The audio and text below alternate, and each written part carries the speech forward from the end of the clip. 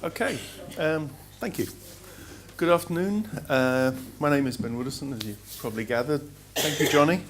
I'm also Ben is Dangerous, and there's been lots and lots of, that's slightly ironic, by the way, very slightly. There's been lots of sort of social media, all this sort of thing. There are bucket loads of issues with it, but I'm going to talk about my practice, documentation of my practice, and how I use things like social media and what I perceive as being some of the sort of benefits or positives from it. I should probably say, and it should probably come with a health warning, which is that I tend to swear a lot, and most of my titles have also got swearing, so please don't be offended, it's not personal. It's political. Where does the political and the obnoxious? Yeah, well, no, but it is. It also is, isn't it? A whole lot is. So I've been working for quite a few years making sort of confrontational, challenging, semi-dangerous works under the sort of umbrella term, the health and safety violations. And it generally, the health and safety violation number this, and then a title. And so this basically, I work very intuitively. Occasionally I'll go and sort of source something specific for a specific idea, but generally speaking, you put me in a hardware store, especially American hardware stores, particularly good, eBay, builders' yards, whatever, I will find something modular and industrial, and I'll end up making a sort of challenging, confrontational, or dangerous sculpture out of it. Some of them are static, some of them are ephemeral, some of them are kinetic. The works very frequently evolve, but none of them are ever specifically reactive. They don't know we exist, they have no facility for knowing that we are there or not there. This was 33,000 ball bearings on the floor in the, I'm going to mispronounce this, Kunsthalle Charlottenburg in Copenhagen in their spring exhibition a few years ago. And it was the first of the sort of the violations that I actually showed. And nobody really knew, including the sort of the space, nobody knew how people were going to react. To which the answer is 2,500 very drunk Danes had a fucking good time. And they all had to sign a health and safety liability waiver, which is part of the work and comes with the work. And without being too blunt, it really, really, really overstates everything. It's just like, risk of death, dismemberment. It might as well say, your children will be killed. It's really over the top. But people are just like, yeah. As I said, they were drunk, so maybe that helped. But obviously there's nothing there that's going to hang on somebody's wall. It's not sort of a static work. So how can it have some form of life over and above the fact that 2,500 people managed to not kill themselves? This guy was actually running and surfing across the gallery on the ball bearings, which I got a bit scared. I had to go outside and have a quiet beer. But I'm sort of working. That is very bright. That make no difference. No. Basically working simple rules of physics: friction, mass, balance, gravity. So that is exactly what it looks like. It is a slice of glass wedged in the corner, hanging on a piece of bungee. It's not glued, and if someone walks into it, it is going to come down with all the attendant sort of possibilities. And I just find something and I work with it, and something comes out of it a little later. A lot of them are sort of kinetic and shocking.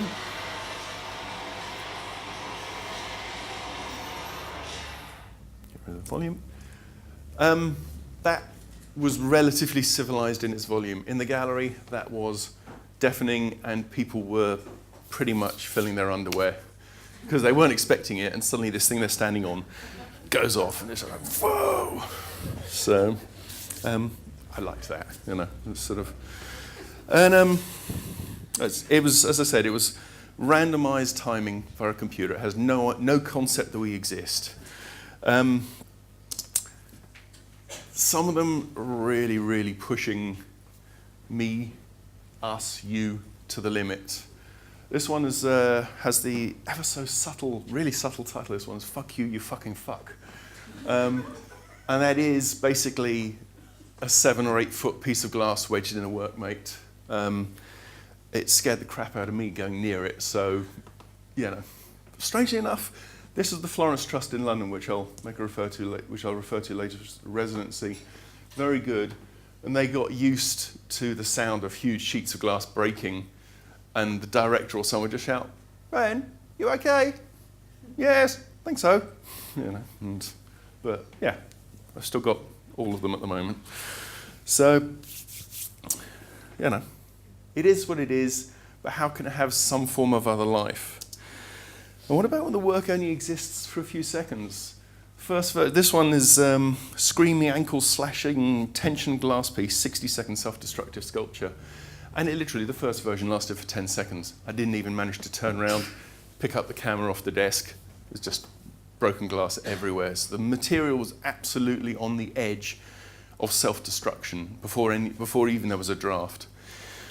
Rebuilt it, you know, toned it down a tiny bit, managed to get a photograph of it. But again, it comes back, what do I do with this thing that maybe only exists for seconds? And the documentation. So, Joseph Boys, How to Explain Pictures to a Dead Hen, 1965, analog era. But who took the documentation? You know, when we look online, there's only a few photos. They're always the same photos. But there's also an old film online. And if you look at it, it's actually looking at the crowd who are outside the gallery from inside the gallery. So we never see them, but there's been photographers, filmmakers, whatever, documenting the work.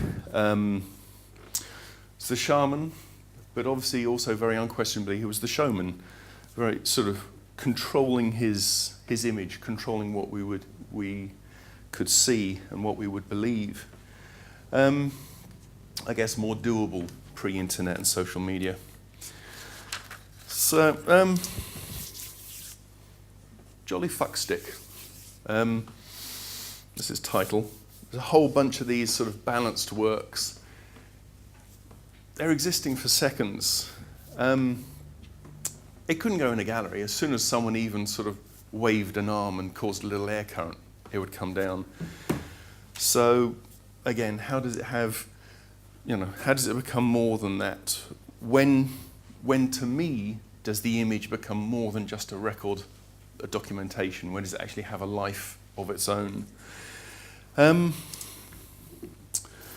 Marina Abramovic and Ule, a performance called Imponderabilia, classic performance art. A lot of people will probably have seen this image or one of the few that like it. But again, it's always the same images that are online. Is that because of the passage of time? Maybe there were hundreds released at the time, but it doesn't seem like it. It seems very much that there's a few images, the control of, for want of a better way of putting it, control of the brand. Interestingly enough, this was one of the works restaged for Abramovic's recent exhibition at MoMA, New York, but no photography was allowed. And I find that very interesting. I mean, is that on the basis of control of the image, copyright? We know a lot of places don't want photography because they want to sell more postcards. You know, it's a big business and all that sort of shit. Was it the performer's modesty? Probably not. If they're willing to stand stark naked with people rubbing up against them to get in and out of the gallery, they're probably not so worried about the photography. Interestingly, per factor, possibly, interestingly enough, quite a lot of individuals have been ejected or were ejected from the show due to what was termed inappropriate behaviour. So rubbing up against performers with erections and things like that, and they were out. There was strictly no touching. Thinking back on the original, this one, it ran for 90 minutes. How many people actually saw the original? It was stopped by the police after 90 minutes. How many people, saw the real thing, the actual proper, are you going to touch Ule or are you going to touch Marina, and which way are you going to face? I think it's a fabulous work, but interesting. Back on my stuff.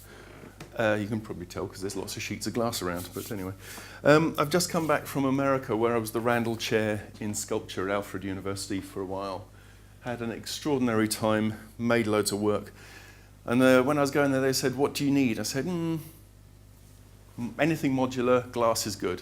Turned up, they had crate of glass. I had such a good time. I made so much work. So balancing backwards and forwards between my own work, other people's, another of work made in America. This one is called, the last one, sorry, actually, I think the title is pertinent. That bit from The Omen, yes, that bit. So very much framing what I kind of want people to be aware of. And this was shown, I did a show at a place called the Belfry just before leaving Alfred. And it was a huge church, ex-church, the floor slightly vibratory, and when anyone went near this, you could hear the glass quivering and sliding. So people didn't get that close after a while. It was very strange. My first ever neon, I was very pleased with this. I actually made this myself. Neon, some of you may know that neon is ferociously fragile. The glass is just leaning on neon. There's nothing bracing it or anything like that, so it definitely has a finite lifespan.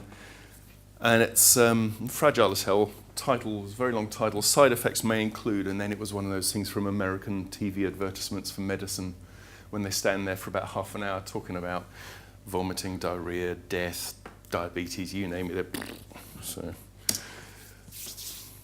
there's a sort of event and aftermath with some of the more kinetic works. This one is called Schlagbohrer, which, sorry if I'm badly pronouncing that, which I undoubtedly will be. It's just basically hammer a drill. It's a drill, it's a bungee cord, it's a lump hammer.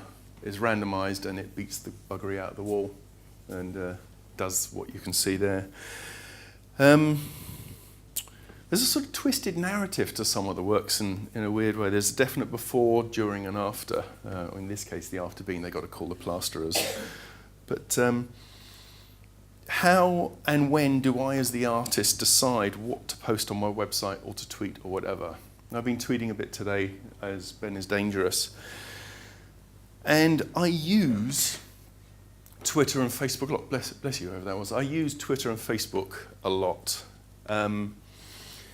It is a way for people to see an aspect of the work because, you know, don't see that much of it really. I mean, something like this is another new work. Not that clear actually, but this is 20 neons sitting on rat traps. And the rat traps are cocked or loaded or whatever the term would be for a rat trap. So if anybody nudges one of these, the trap's going to go off, the neon's broken, and the piece is dead because it's wired in series. So then the vulnerability is starting to shift with some of these works. Like this one, Double Awesome. These are about this big. And they're just sitting on the ground. But of course it's them really that's becoming vulnerable now. Unless you sort of happen to be barefoot and leaping around the gallery. So there's this sort of, this shift starting to come in there where the potential harm or breakage is becoming implied, implicit rather than explicit. But then what about if the work is unexhibitable?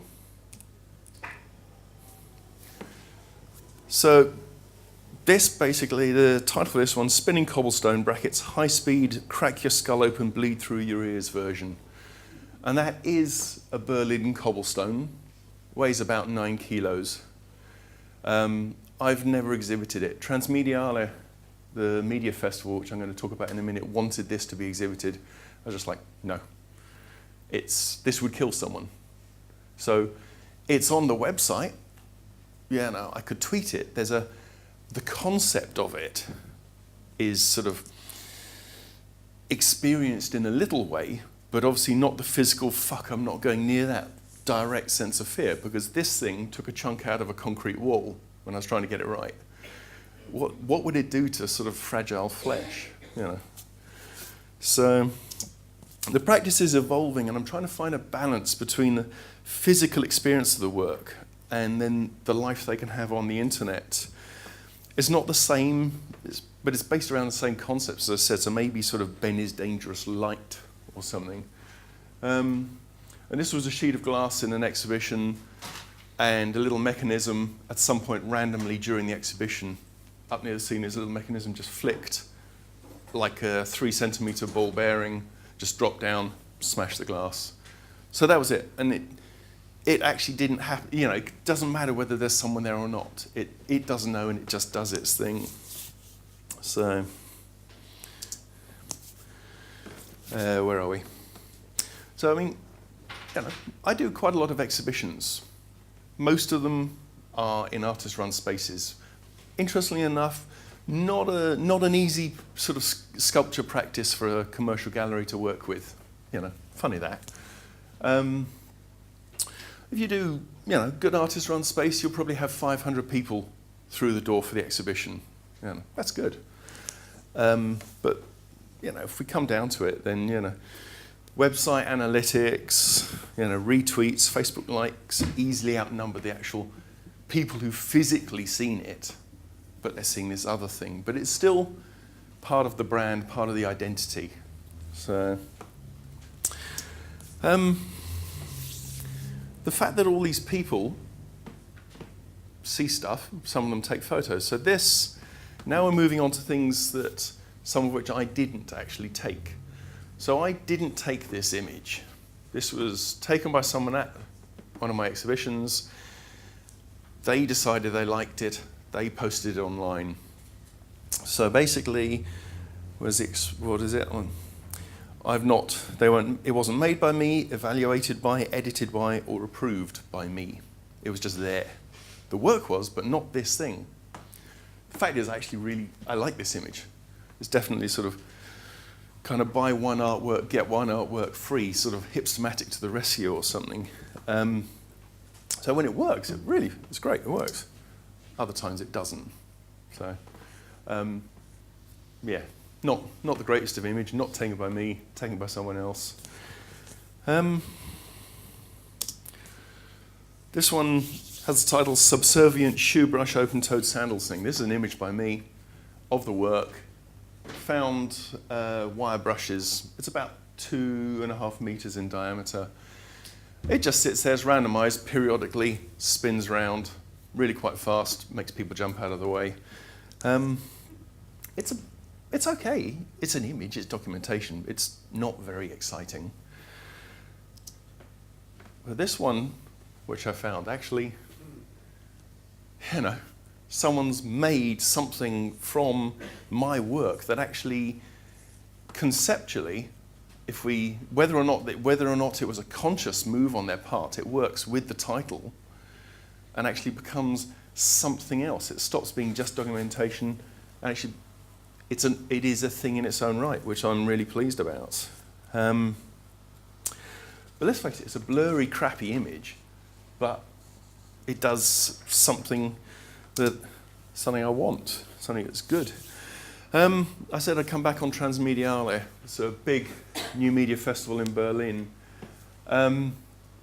This was a special project they commissioned for it, and the guys in red shirts, or red jumpers, whatever they are, tops, were a last-minute addition by the conference venue, who had a little bit of a wobble because the sculpture, which is about 25 meters long, is designed to electrocute people. And they knew what they were getting, but they suddenly had this like, ooh. So everyone had to, it was guarded, and everyone had to sign the waiver. But the thing I keep coming back to with this all the time is that rather than the usual where the guards are guarding the artwork from the people, this is guarding the people from the artwork, and I really like that. I get so much pleasure from that. Thousands and thousands of people saw this. So consequently, thousands of things online, reviews, features, images, all the rest of it. They weren't done by me. This wasn't done by me. And I don't know what they're saying, by the way, because I don't understand it. So.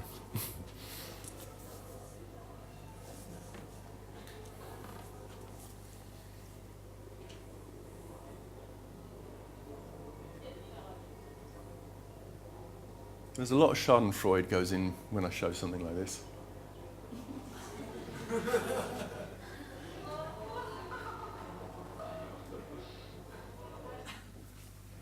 how could I not like that? Okay, it's jerky, it's not very professional, but it communicates what my work is doing, or part of what my work is doing. This was taken by someone else.